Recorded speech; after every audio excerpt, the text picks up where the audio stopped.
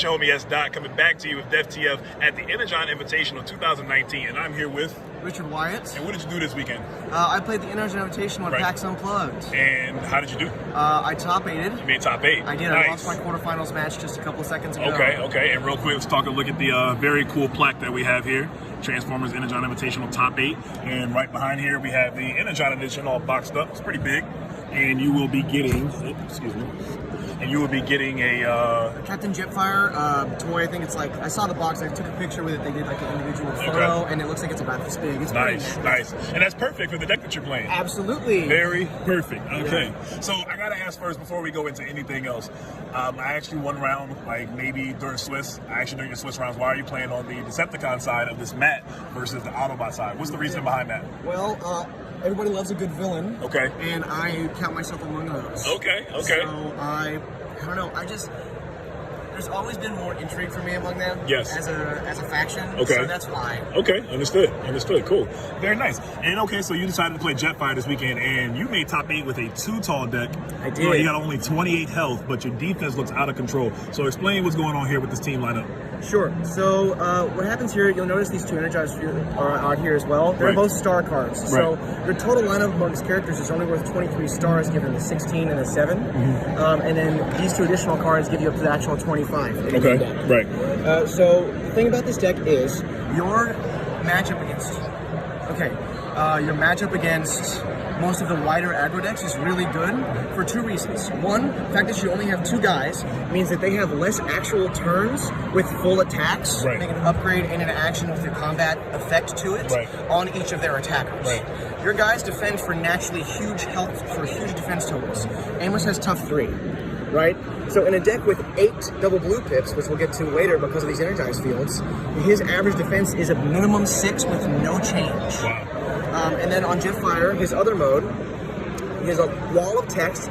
What essentially it says is, when it battles, attacks, or defends, you have to draw a card, and you can put an upgrade from your hand on top of the deck. A lot of those, like, they up your number of double blues on defense. For example, like we have 2 energized fields, and we'll get to some more later.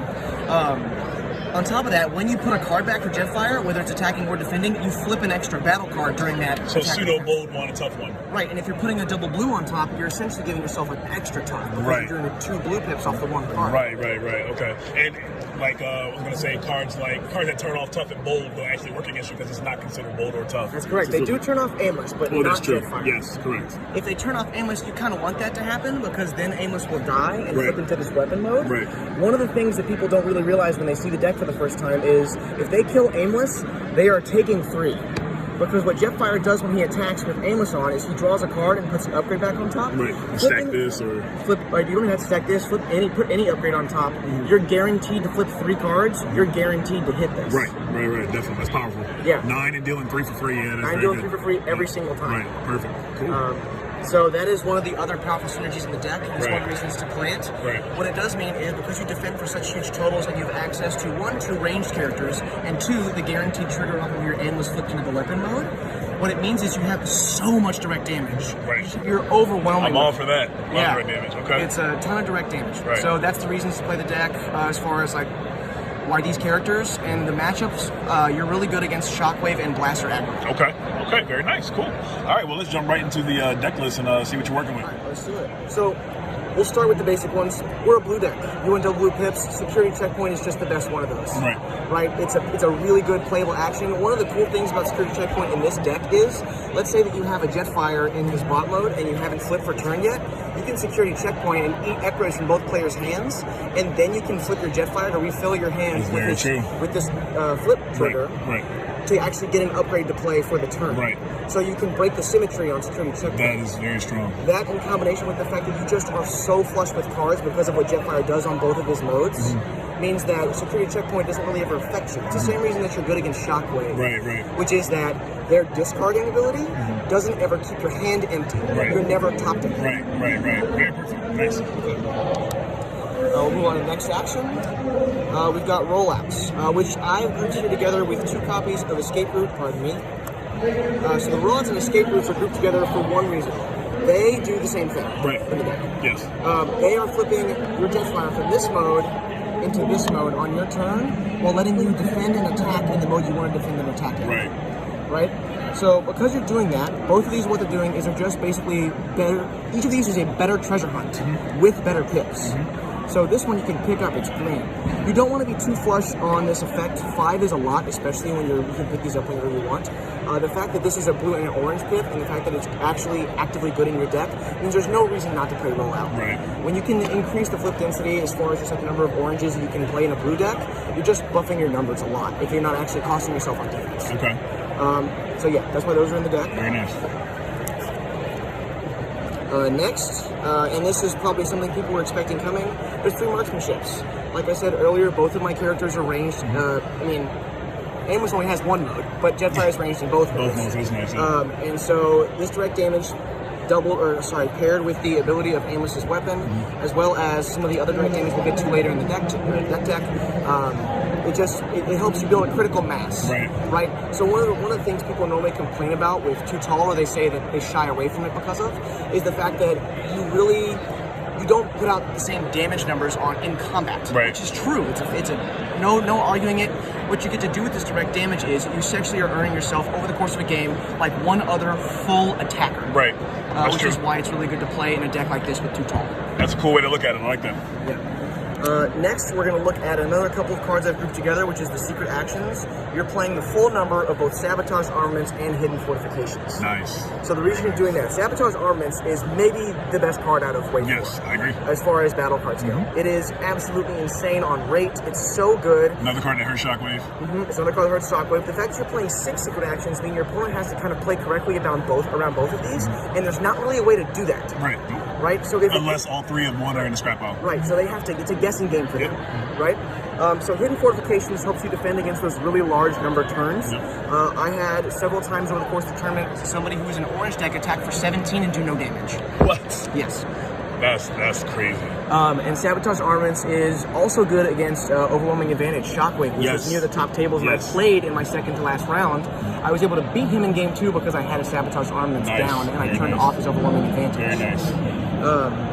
So that's why these are in the deck. They really help your matchup against aggro in particular, and the fact that you draw so many cards with Jetfire, just because you have to put back an upgrade doesn't mean it has to be the card you drew.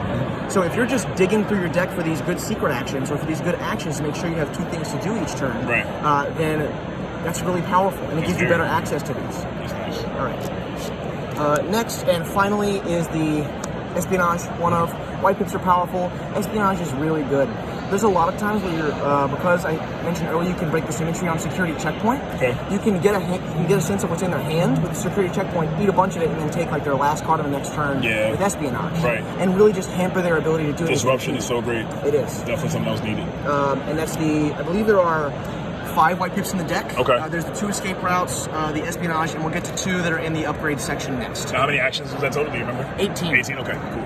Put these out here as well as pull the Energon. The card you don't mind drawing in this deck. That's another reason. That's one of the biggest reasons I want to play this deck. When I stay drawing handheld blaster. So drawing handheld blaster is actively good in this deck.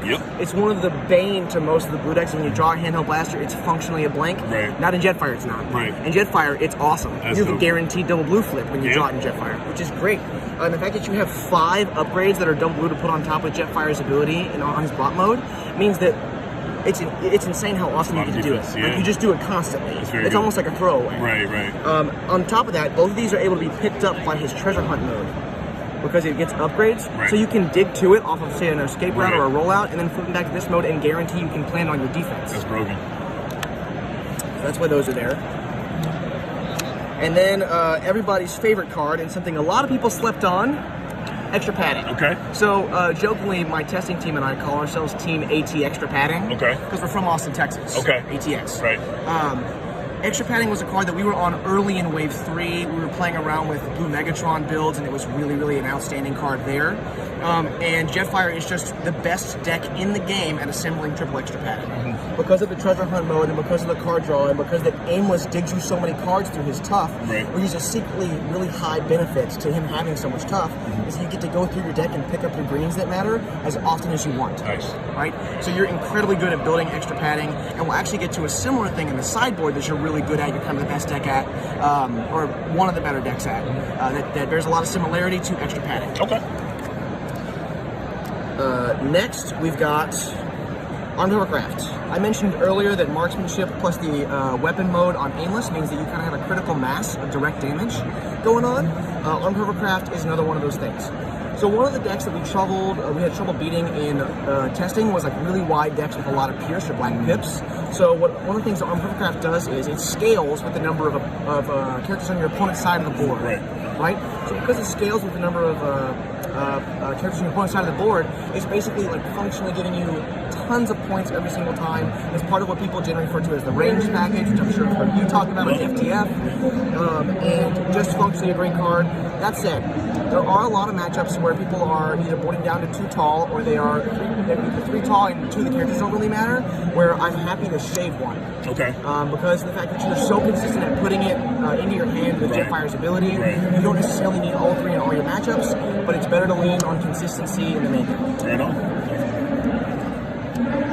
Moving on, we're going to go to some of the 2-ofs. So we've got Energon X. Your guys are going to get damaged. Yes. Honestly, in the early game, there's a lot of times where Jetfire kind of hits this threshold of anywhere between 9 to 13 damage, and a lot of decks just cannot deal him damage anymore. Like, he will just never take another point unless you're doing direct damage outside of combat. At that point, if you put an Energon Axe on your Jetfire, he is a 9 Pierce 2 who draws you a card on attack. That is not bad on rate. And when you put it on aimless, people are so disincentivized to kill your aimless because of what it does once it flips, and the fact that it takes a lot of resources because of the tough 3, that shooting an aimless up with an Energon Axe has won me only several games over the course of the tournament. So they kind of leave it alone, and then he still has all his health, and then he's 6 Pierce 2 They now. leave it alone, and I shoot him up with an armor or triple extra padding, double extra padding, and then he has tough 5 with a bunch of double rules in my deck, Pierce 2, and a guaranteed minimum 6 attack, and he nugs people to death. Incremental damage build up over time, a gradual kill. The next 2-of is Sturdy Javelin. One of the cards I was originally low on in the set. One of my team members convinced me that Sturdy Javelin was just actually better than Multi-Missile Pod. He was right. I was wrong. And that's one of the reasons it's beneficial to have teammates, because they can improve your perspective on maybe individual card evaluations or the card as a whole, part of the synergy. Sturdy Javelin is basically just another marksmanship, functional extra marksmanship you get to play in your deck. Or even Plasma Burst, because Plasma can hit on all Orbot mode. But it's a white pip. So it's just, so I can't tell you how many times where somebody I've gotten a Flame War to 6 damage, and then marksmanship the Flame War, put a Sturdy Javelin on my aimless, swung in with aimless to one of their smaller guys, and shot the Sturdy Javelin at the aimless, shot the Sturdy Javelin at the Flame War, killed it, and then my opponent just lost a character from nowhere, and my attacking damage is going somewhere else. Yeah, you gotta play marksmanship in that at the same time. 4 damage was a lot. It's a lot. It's just a big burst. And part of the critical mass I mentioned earlier. Now we're on to some singletons, which is fun. We've got 1 each of Noble's Blaster and Scoundrel's Blaster. You're only playing 2 characters. Flex spots, It's not even flex, actually. I think they're really important to have. So it's that pierce finally comes through. It's extra pierce. The fact that you have both factions means you can pierce against any large character. Plus, just having the +2 on your Jetfire means he's attacking for 8. And 8 is no slouch. I mean, that's Optimus Prime numbers. Both Galactic Commander and OPBL. So they're really solid. They're green pips. One of the cool things you can do with green pip upgrades in this deck is with Jetfire's ability, you can put this on the top, and when you flip an additional card because you put it on the top, and you get to pick it back up because it's a green. So you can just continually do it. Let's say it's the only upgrade in your hand, and your opponent's attacking you with several defenders. You can put Scoundrels or Nobles on top of your library. Then you'll flip extra cards. You can pick it up for one of the cards, either the card you drew or some dead card in your hand. And then on the next attack, you'll draw another card, put it back again, and you just get to repeat that. And keep it. Repeat is basically just giving you a free tough 1 on every single one of your opponent's attacks. Whereas they don't get an upgrade and an action on every one of their attacks. That's very true. Very true. And then there are 2 more singletons, which is 1 energy pack and a reflex circuits. So reflex circuits is just an armor that you can suit up on your aimless. For 1, it basically, if you're trying to build towards padding in your hand, you can also use it to bait out bashing shields or ramming speeds and the like from your opponent. It's good against melee characters, so anything that's big and bad, like it's really good against bugs in particular, like Insecticons, because so many of their characters, minus Barrage, are melee. And the fact that it's green pit means you can also do the same tricks with it that you can do with the blasters. Very nice. Energy Pack is the 1 card different from my tournament in Dallas a couple weeks ago, and it won me so many games this weekend. The fact that it's an orange pip, which brings you up to 7 total for the deck. Right. And then, although the last 3 I haven't gone over yet. And the fact that it gives you +4 health just means it lets you safeguard against so many different things. It helps your matchup against those little Pierce guys that I mentioned earlier, like kind of incremental damage or just numbing you guys. Right. On top of the fact that, let's say that somebody like a Shockwave deck is building towards War of Attrition, this is just basically cancels out the damage part of the War of Attrition. True. Which you're just so happy to do. Right. On top of the fact that if you're already armed up, if you just already have triple padding on your guy and he's in the correct mode, putting an energy pack on him makes him damn near unkillable, pardon my language. No, you're good. Okay. All good. All right. This is the last Singletons. And then one last 3 up that I haven't gone over yet because they're utilities is Matrix of Leadership. So this is one of the orange upgrades I have mentioned as part of the 7 for the deck. You have the 1 energy pack, the 3 rollouts in these 3. So this is an upgrade that's orange you can put back on top of your deck when you're attacking with Jetfire to bump your numbers. On top of the fact that putting it on Jetfire, he is a leader. So not only does he get a +1, but your aimless gets +1 and Pierce 1. Right. It also works really well with your sideboard character, who we'll go over here in a minute. Okay. But that is, I mean, that's the deck. Okay. So 40 cards? 40 cards. Okay, cool. All right, let's jump over into the side deck then. I guess you can start with the bot, and then we'll talk about the side deck cards and stuff. So the sideboard character is Raider Trigger Happy. Okay. Now you might notice one particular thing, which is that Trigger Happy is 8 stars. Right. Whereas the card that you're bringing him in for is 7. Right. So one really key thing to remember when you're sideboarding here is you have to bring out one of these energized fields. Absolutely. Otherwise you're presenting an illegal deck. Right. And you can't do that. 8 stars, 8 stars. Yes. Okay. So Trigger Happy is good for 2 reasons. One, that number right there. Yeah. Woo! Here's 2. Okay. Here's 4. Here's 4, yeah. Which we'll get to, we can guarantee it. So this bot mode is awesome. I mentioned to a couple of my teammates earlier when they were asking me how to play Trigger Happy in the blue matchups, I said, honestly, what happens against decks that are going to go up to a lot of Sabotage armaments and vaporizes smelts against you is basically you become a Trigger Happy deck with Jetfire as your side character. Your main focus is making sure your Trigger Happy lives a lot of turns to attack. Okay. So you're normally throwing your Jetfire to the wolves in the early parts of the game. And he's drawing you cards to set up. He's drawing you cards to set up, and he just tanks a million damage because he's got so much health. And if you draw a rollout, you get a really nice turn with that. That's So cool. I mentioned earlier that my sideboard character was really good with Matrix of Leadership. Right. So when you put this on your Jetfire, it gives him +1 attack and +1 Pierce. Right. So he's a 3 Pierce 5. That means if you flip any more oranges over the course of it, it stacks towards your Pierce. Correct. There was definitely a couple of games during the course of the tournament where I had a Matrix of Leadership on my Jetfire and I had an Energon Axe on my Trigger Happy, Powerful. which is 6 Pierce 6. Yep. Before you flip. So you flip another orange, it continues to stack. Yeah. It's very, very good. That's very good. On top of the fact that against big Decepticons like Shockwave, he wears a Scoundrel's Blaster just to bump him to Pierce 4 because it gives him the extra power. So that actually just kind of negates that's very cool. That's very true. It's very so it's just 4 every time, so the bigger they are. I lied. He's actually better. He's good for one more reason, which is that rollout becomes even better. Right. So normally what happens when you have Jetfire and Trigger Happy in play on their bot modes, which is what you want them to be, just where they're attacking. So on the turn after you untap, because you're tapped out, mostly, what happens is you'll play a rollout, they'll flip them both, and because there's simultaneous triggers on the flips, you get to pick which order you resolve them in. So before you do this one, it's important that you resolve the Jetfire trigger first. Okay. So you'll get to look through your top 5, you get to pick up each one of those upgrades, and then you'll get to get a weapon out of your scrap pile. Right. That means you can get up to 6 cards from 1 card. Potentially. Which is insane. Those are equipment enthusiasts numbers, right? But on better pips. And then you have the freedom of flipping back whichever one you want in the mode that you want. Right. So if you're digging 5 cards through here and then 1 card from your scrap pile for Trigger Happy, it's almost guaranteed that you're going to have an Energon Axe to put on your Trigger Happy. Or at the very least like a Scoundrel's Blaster. Something, yeah. Additionally, Raider Trigger is also ranged in both modes, so he does not hurt your range package at all. Actually, he makes Armed Hovercraft better, because Armed Hovercraft still sticks on him and does the damage to all of my opponent's characters, but he gives me another attack towards my Pierce number. Right. And then you can flip him and get another Hovercraft and swap out Hovercraft again. That's right, you can just cycle him. Or you can get Sturdy Javelin if you need that extra 2 damage to target. Very true. And Sturdy Javelin does it helps you out by throwing itself into your scrap pile. Very strong. Okay. I guess we'll move on to the cards instead of the Yes, side deck. Yeah. So we'll start with the only 3 of them on the sideboard, which is War of Attrition. Okay. I mentioned earlier that one of the reasons to play Jetfire is that you're the best at assembling triple extra padding. you're also really good at assembling triple War of Attrition in a drawn-out game against other blue decks. Yeah. Because you just have so many cards in your hand to throw away to them, and you're drawing extra cards towards them. This is how I lost round 2 against the same deck. He did that to me in game 2, yeah. There was a game earlier, like in the tournament, where I did War of Attrition ×3 twice, same game. I won that game.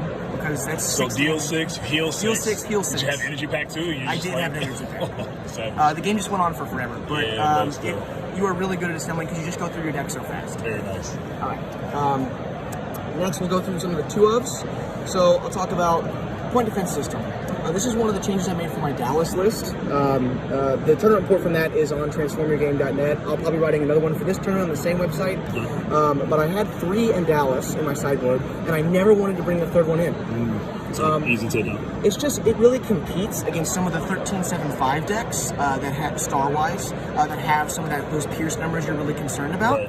Because you cannot triple pad, you cannot padding and the point defense system, your Jetfire, unless you have like a defensive configuration. I didn't want to butcher my deck to play it. So I cut down 1, and the fact that you can dig through your deck to find them so often with Jetfire means you pretty consistently have them when you want them. It wasn't super relevant in the course of the tournament, but I do think it improves a lot of your bad matchups. Like aerial bots, for example. Next, disarm. I'm actually going to go ahead and bring in a 3rd card because it does a similar thing here, which is reprocess. So these cards are some more interaction for some of your some of the upgrades that happen that are not weapons, right? So you have sabotage armaments in your main deck, which is incredibly good, but it doesn't answer armor's utilities. What disarm does is in blue matchups, some of the things you can do is that you can actually bounce all of their extra paddings to their hand, or against Optimus Prime Galactic Commander from Wave 4, what you get to do is you get to bounce their energy packs. Yeah, that's a big one. Yeah, it's really, really big. Definitely. Reprocess was the last card in my sideboard. It's a flex slot. It's just really solid. The fact that it can do things like answer just any type of upgrade is really good. You don't really care about them gaining the 2 health because you're kind of a turn the corner and it's over. When it's over, it's over. I got you. Additionally, I played against Overwhelming Advantage Shockwave in the Swiss rounds, and this package was the only reason I won games 2 and 3. Really, really effective, nice and flexible. I think I actually like the reprocess. Nice. All right, we're going to get to the last 2 cards on my sideboard. Cards I boarded in no times. But it's a card that's seen a lot of play now for like the escape, the Daring Escape deck and stuff, you know, the battle against Caliburst. So I never thought this deck card would see play. Here we are. Me neither. So the all-in system reboot deck was something I played against in Dallas. I beat it, but the matchup did not feel particularly good. And there were a couple flex slots in my sideboard, for example, those multi-missile pods that I was talking about that I just wanted out. So because I wanted those out, I had a little bit of flex, and I knew that matchup was a medium minus medium as far as like percentages go. So this card totally hoses it. And the fact that you can just put it on either one of your guys, then they can't do you damage out of from direct damage effects from either their Caliburst or from their Wave 1 Shockwave.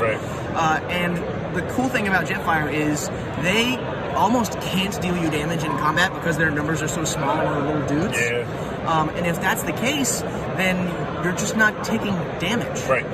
In the case that it's a main board matchup and you don't have access to this, or you don't have access to this in your sideboard, normally what I try to do is I just load up all the damage from those triggers because it's my choice onto Amos and turbo kill him to make him the weapon. Very true. And once he's the weapon, and I'm 1 wide, because I'm attacking, I get to always attack who I want to attack.